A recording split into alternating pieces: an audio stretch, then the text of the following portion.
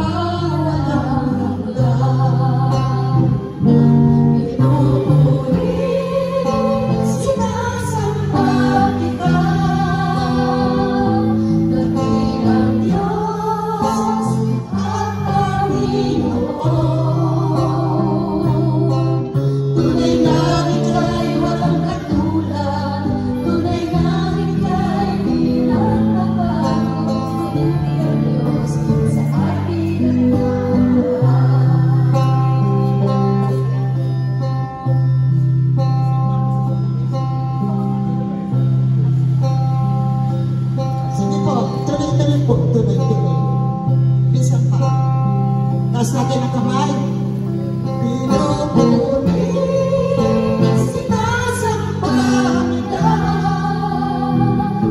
Dakilang Diyos at Panginoon. Tunay na ika'y walang katulad. Tunay na ika'y di nagbabago. Mabuti ang Diyos sa ating nagmamahal.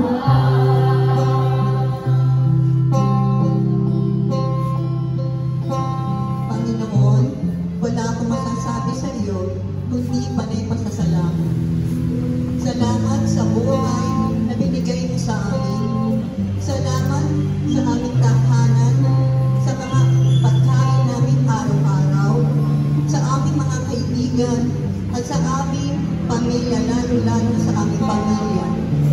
Salamat po, Panginoon, at hindi ka isasawa sa amin na kuminsan ay kami ay nakakagawa ng kasalanan at nakakalimot sa iyo, ay lagi kang nandito sa amin na kaya mo kami patawarin sa aming mga kasalanan.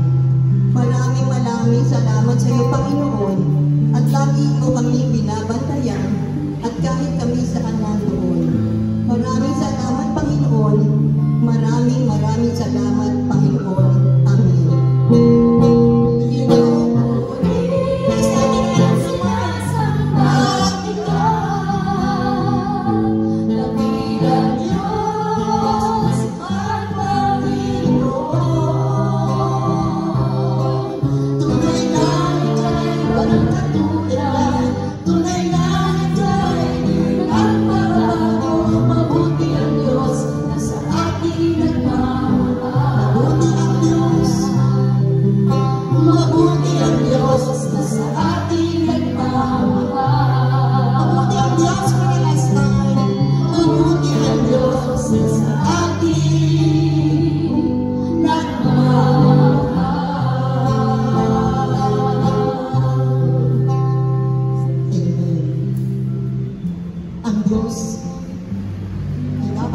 Sambahin, luwalhati at dakilain, lalo tigit sa kanyang banal na Espiritu at katotohanan.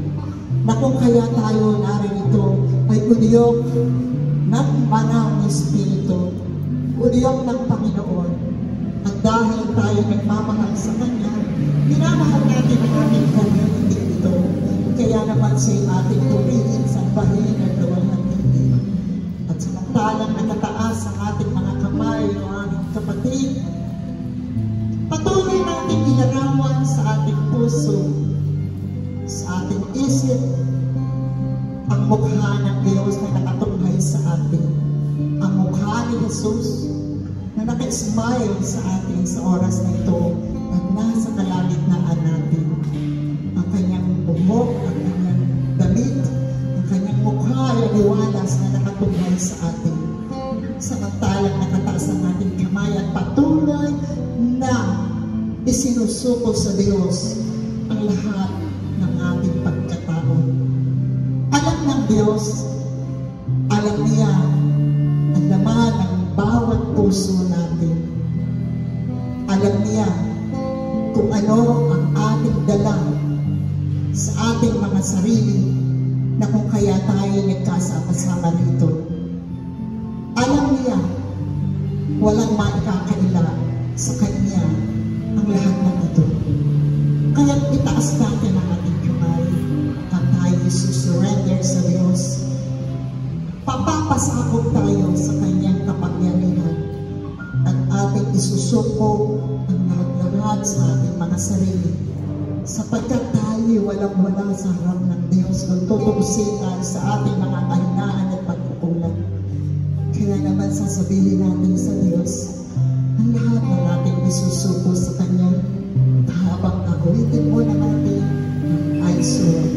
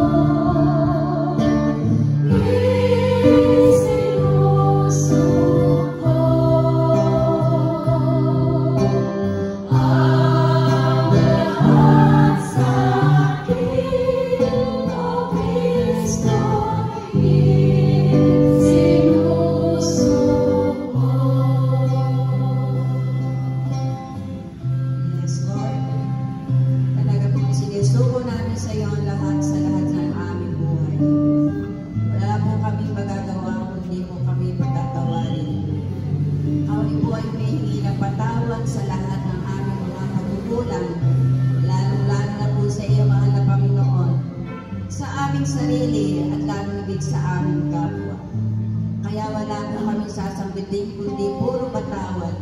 Patawad po sa mga pagkukulang namin sa aming kapwa. Patawad po sa hindi namin pagpansin sa mga humihingi ng tulong. Patawad po sa aming nagagawang pagkakasala din sa aming mga mahal sa buhay. Ikaw lamang ang mapagpapatawad sa aming mga kasalanan. Sapagkat mahal na mahal mo kami. Kilala mo kung ano ang nilalaman ng aming mga puso. Ang nais din namin iparating sa iyo. Sapagkat ikaw lamang ang gabay at pag-asa ng aming buhay sa araw-araw. Magmula pa lamang po pagkagising sa umaga, kami binibigyan mo na ng panibagong buhay, panibagong lakas. Lahat ng aming mga pangangailangan sa buong maghapon, ibinibigay mo sa amin. Ngunit sa kabila ng lahat, kami pa rin ay nagkakamali, nagkakasala, sapagkat kami po ay mga tao na mahina. Ngunit sa pamamagitan ng iyong pagmamahal sa amin, patuloy mo kaming pinatatawad, pinagbabago, pinibigyan ng mga biyaya, kahit na hindi kami humihingi, sapagkat ikaw ay Diyos na mayaman sa lahat ng bagay. Patawad, Panginoon, patawad.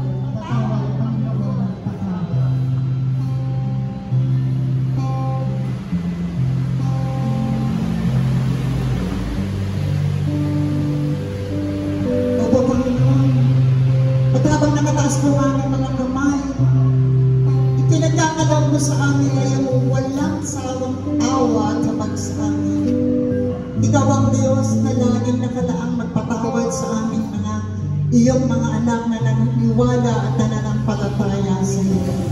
Ikaw, Panginoon, ang Diyos na buhay, ang Diyos na nakalaang magmahal, magpatawad, umalalay, at nakahandang itayo kami sa kung saan kami ay nadapa.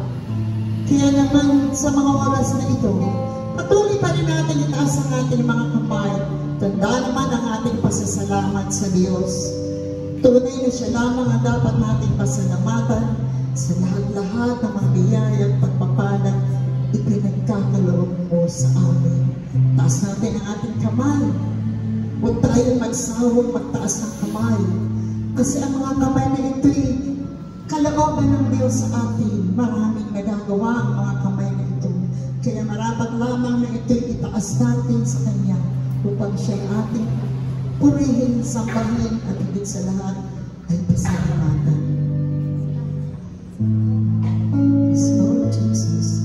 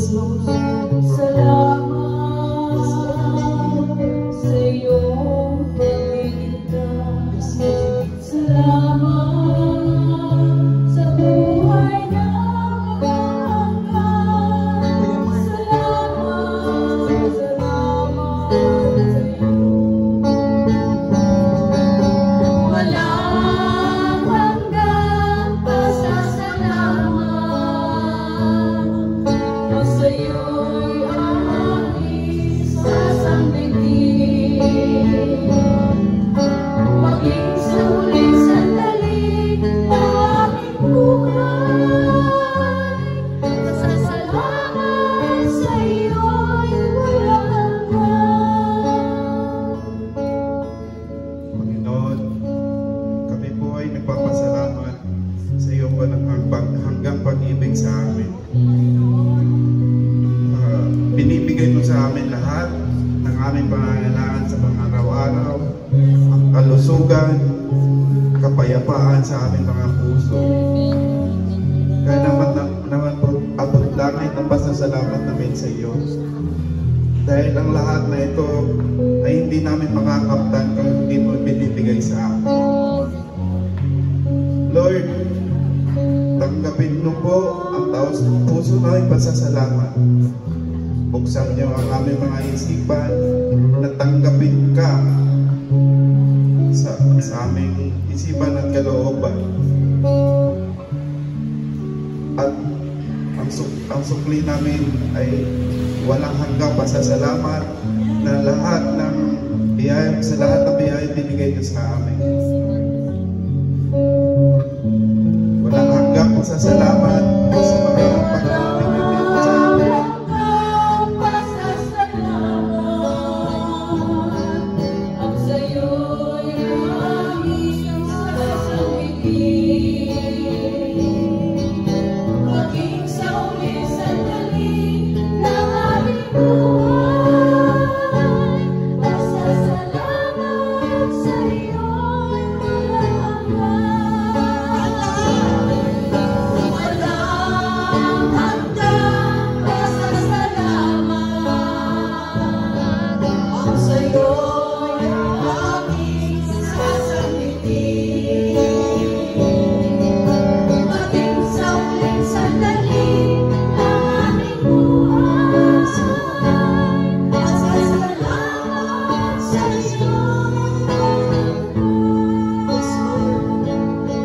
Salamat, Panginoon.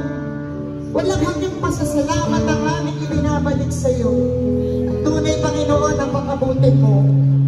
Hindi lamang sa amin nandirito kundi sa lahat ng mga tao na iyong nilikha, lalo higit sa mga taong naniniwala, nagtitiwala at nananampalataya sa iyo. Kasama sa aming mga pananalangin ng aming Diyos, ang pasasalamat pa rin sa mga pagsubok na ipinagkakaloob mo sa amin na aming napagtatagumpayan. Salamat sa lahat ng ito, aming Panginoon. At ngayon, mga kapatid, matapos na tayo makahingi ng pasasalamat sa Diyos, naniniwala po tayo, malayang-malaya na tayo upang ating hingin, upang ating isabog sa Diyos na sa pangalan ng kanyang kaisa-isang anak na si Jesus, ipagkakaloob niya sa atin ang isang tunay na persona, ang Diyos ng banal na Espiritu. Kaya tayo tumayo, patuloy tayong magdasal, patuloy natin itaas ang ating mga kamay, at tayo ay dudulog sa ating Ama sa langit. Awitin natin ang buong puso, buong pagsusumamo, at tunay na pananalig. Awitin natin lahat ang Come, Holy Spirit. Malakas na malakas! Yes, Lord.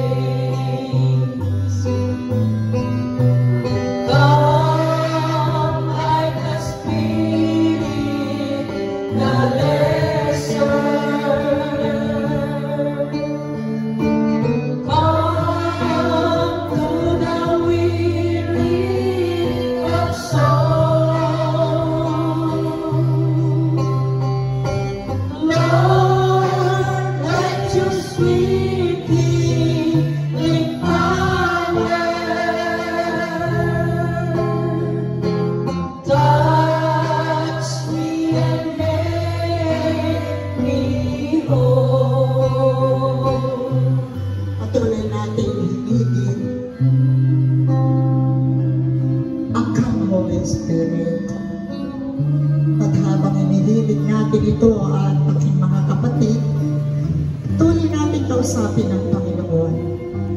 Pamumunuan ito ng ating kapatid. Subalit, ikaw o ating kapatid at ang banal na Espiritu, iyong paniwalaan, iyong sampalatayanan, na tayong lahat ay kanyang lulububan, na tayong lahat ay kanyang iikutin, na tayong lahat ay kanyang aabutin, tayong lahat ay kanyang hahapusin, at ipadadama sa atin ang kakaibang karanasan habang inaawit at habang dinadasal ang lahat ng ating mga panalangin sa ating banal na Espiritu. Patuloy natin hinigin. Yes, Lord. Lakas natin.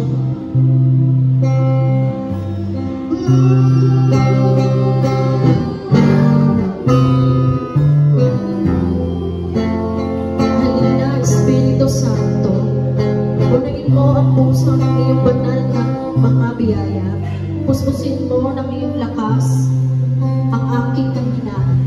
Ngayon, ikaw na ito upang matupad lahat ng mga tungkuling iniatang sa amin. Upang ang lahat ng gawain ko ay magiging wasto at matuwid, naway ang mga gawain pagtulong ko ay hindi makasaling kaniluman, na ito'y naging pumaspalad na magpapatawad sa mga nagkakasala. Sa akin, tulungan mo ako, Espiritu Santo, sa lahat ng pagsubok sa buhay. Paliwanagan mo ang aking kamangmangan. Payuhan mo ako sa mga pang-aalinlangan. Palakasin sa kahinaan, tulungan sa mga pangangailangan at kahihiyan. Ilayo sa tukso at damayan sa mga karamdaman. O Espiritong Banal, pakinggan mo ako at bigyan ng liwanag ang aking puso. Kaluluwa at isipan, tulungan mo ang aking mabuhay sa kabanalan at lumago sa kabutihan at pagpapala. Amen. Yes, Lord. Patuloy mong dinggin ang aming mga dasal. At patuloy mong pakinggan ang aming kahilingan na iyong banal na Espiritu isugo mo, hindi lamang sa lugar na ito, kundi sa aming mga kapatid na may mga karamdaman, ang mga nasa ospital, ang mga nasa kanilang bahay, lalo-lalo na si Ate Chin, si Ate Nori. Yes, Lord, sila po ay may pinagdadaan ng mabigat sa panahon ito. Ituloy mo po sila na yung banal na Espiritu. At ang lahat ng mga may sakit na aming mga kapatid na hindi man namin mabanggit ang kanilang mga pangalan, alam mo ito, O Diyos. Ikaw ang Diyos na dakila. Ikaw ang dakilang manggagawa. At ang aming panalangin ang isang pinakamadakilang gamot para sa kanila. Kaya naman sa mga oras na ito, hinihiling namin, isugo mo sa amin na yung banal na Espiritu. Isugo mo sa amin mula ulo hanggang talampakan. Hintungin mo kami, O Diyos, mula ulo hanggang talampakan ng aming puso, ang aming kalooban, ang aming isip, pagkalooban mo kami ng karunungang nagmumula sa iyo. Ang aming puso, pagkalooban mo ng nagmamahal na tulad ng sa iyo. O aming Diyos, ang aming